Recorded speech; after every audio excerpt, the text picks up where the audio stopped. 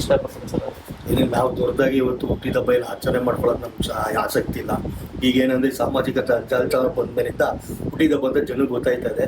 ಏನೋ ನಾವು ಹುಟ್ಟಿದ ಹಬ್ಬದ ದಿವಸ ದೇವ್ರು ಎಲ್ಲರಿಗೂ ಒಳ್ಳೇದು ಮಾಡಿ ಅಂತ ದೇವ್ರು ಪ್ರಾರ್ಥನೆ ಮಾಡಿಕೊಂಡು, ಅದೇ ರೀತಿ ಈಗ ರಾಜಕೀಯ ಬೆಳವಣಿಗೆಯಲ್ಲಿ ನಮಗೆಲ್ಲ ಒಂದು ಸಿದ್ದರಾಮಯ್ಯ ಅವರು CM ಪೋಸ್ಟಿಂದ ಇಳಿದಿರೋದು ಅಂದರೆ ಬೇಜಾರ ಸಂಗತಿ. ಆದರೆ ಅದೇ ಥರ ಆ ಸ್ಥಾನಕ್ಕೆ ನಮ್ಮ ನಾಯಕರಾದಂಥ DK ಶಿವಕುಮಾರ್ ಸ್ಥಾನಕ್ಕೆ ಬರ್ತಾವ್ರೆ.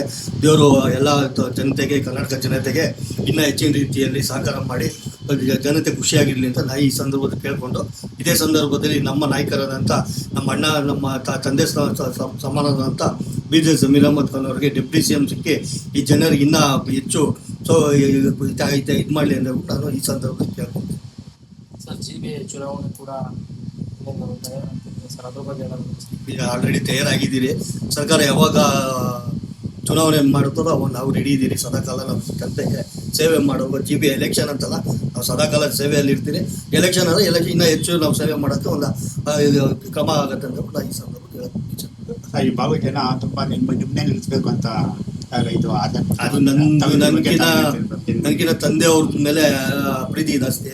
ತಂದೆಯವ್ರು ಸುಮಾರು 30-35 ವರ್ಷದಿಂದ ಜನಸೇವೆ ಮಾಡಿಕೊಂಡು ಅವ್ರಿಗೆ ಏನೇ ಕಷ್ಟ ಸುಖ ಮನೆ ಮಕ್ಳಿಗೆ ಬಂದರು ಮಧ್ಯರಾತ್ರಿಯಿಂದನೂ ಅವ್ರ ಮನೆಗೆ ಹೋಗಿ ಕೆಲಸ ಮಾಡಿಕೊಂಡು ಆ ಒಂದು ಚಿರಋಣಿಯಿಂದ ಜನ ಇಲ್ಲ ನೀವೇ ಆರಿಸಿ ಬರಬೇಕು ಅಂತ ಕೇಳ್ಕೊತಾರೆ.